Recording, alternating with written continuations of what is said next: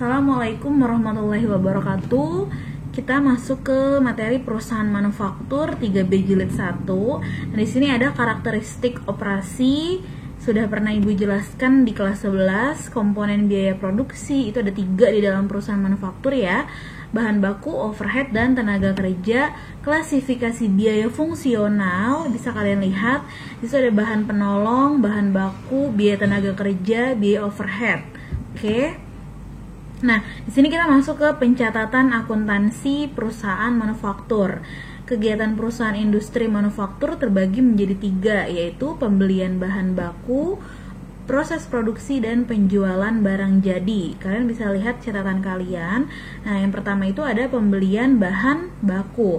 Nah, di dalam pembelian bahan baku ini, pada waktu terjadinya transaksi pembelian bahan baku, jurnalnya adalah pembelian bahan baku dan kas. Nah, pada saat terjadi jurnal penutup atau saat akhir periode adalah ikhtisar produksi dan pembelian bahan baku. Next, pemakaian bahan baku. Nah, di sini lihat, pada saat pemakaian bahan baku tidak perlu di jurnal, tapi pada saat jurnal penutup atau pada saat akhir periode itu ada jurnalnya, yaitu ikhtisar produksi, persediaan bahan baku akhir, persediaan bahan baku awal, dan pembelian.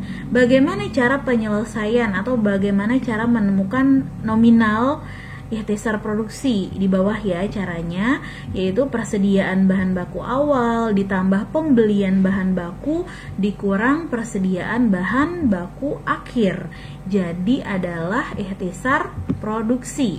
Nah, untuk nominal persediaan bahan baku akhir, masukin nominalnya ya. Persediaan bahan baku awal juga sama, pembelian bahan baku juga sama. Nah, nanti antara debit dan kredit itu pasti sama, balance. Oke.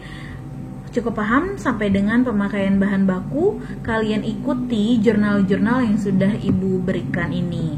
Next, persediaan bahan baku awal dan persediaan bahan baku akhir. Sedangkan kalau persediaan bahan baku awal itu ikhtisar produksi dan persediaan bahan baku. Nah, berarti nominalnya itu kamu ambil dari jumlah atau angka persediaan bahan baku awal. Yang kedua, ini persediaan bahan baku akhir. Dibalik ya, kalau persediaan bahan baku awal ikhtisarnya yang di debit, sedangkan persediaan bahan baku akhir itu ikhtisarnya di kredit, seperti itu. Next, biaya tenaga kerja langsung. Apa jurnalnya? Yaitu ikhtisar produksi dan biaya tenaga kerja langsung. Lanjut, biaya produksi tak langsung lainnya. Apa jurnalnya? Yaitu ikhtisar produksi dan biaya produksi tak langsung lainnya. Nah, di sini ada barang dalam proses atau BDP. Di dalam pencatatan BDP itu ada 2 proses. Yang pertama, BDP proses awal dan BDP akhir. Di dalam pencatatan BDP awal, debitnya itu adalah ikhtisar produksi. Oke, kreditnya persediaan barang dalam proses. Nominalnya kalian ambil di BDP awal. Sedangkan pencatatan di dalam BDP akhir, yaitu persediaan barang dalam proses, kreditnya ikhtisar produksi. Jadi di sini dijelaskan di dalam jurnal pencatatan BDP atau barang dalam proses itu ada 2 ya. Perhatikan soalnya. Kalau misalkan yang diketahui hanya BDP awal, berarti jurnalnya yaitu ikhtisar produksi dan persediaan barang dalam proses. Tapi kalau di soalnya adanya hanya BDP akhir, dibalik persediaan barang dalam proses baru ikhtisar produksi. Oke. Next, nah, berikut uraian ikhtisar produksi. Nah, ini uraian ikhtisar produksi. Jadi di dalam pencatatan manufaktur itu ada harga pokok produksi, harga pokok pemakaian bahan baku, harga pokok barang jadi, seperti itu. Setelah penjelasan jurnal ini, next pertemuan selanjutnya akan Ibu bahas dan akan Ibu berikan rumus pencatatan laporan tersebut. Nah, di sini ada pembelian bahan baku ditambah persediaan bahan baku awal, ditambah BTKL, ditambah biaya produksi tak langsung. Ini semua ditotal ya, di jumlah. Nah, ini jadinya harga pokok produksi. Sama persediaan bahan baku akhir, ini juga nanti mereka sama, balance ya. Nah, next, harga pokok produk jadi. Nah, Produk yang telah selesai dan dipindahkan ke gudang tidak perlu di jurnal, namun ada pencatatan laporannya.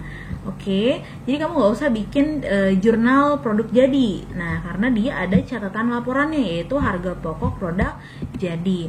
Di sini ada soal berikut data persediaan PT Bahana bukan PKP pada bulan Januari 2018. Nah, tadi sudah Ibu jelaskan semua macam-macam jurnal serta pencatatannya dari mulai pembelian, pemakaian bahan baku, persediaan awal, persediaan akhir, sampai dengan produk jadi.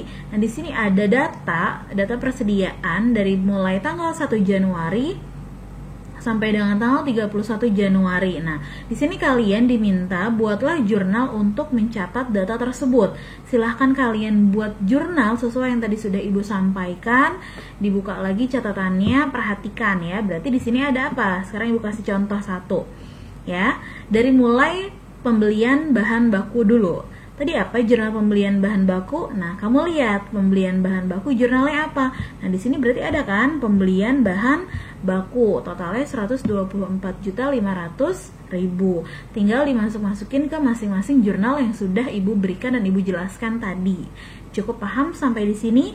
Silahkan kalian kerjakan soal ini. Apabila ada yang masih kurang mengerti, silahkan komunikasikan langsung dengan Ibu. Oke, demikian penjelasan Ibu tentang pencatatan jurnal.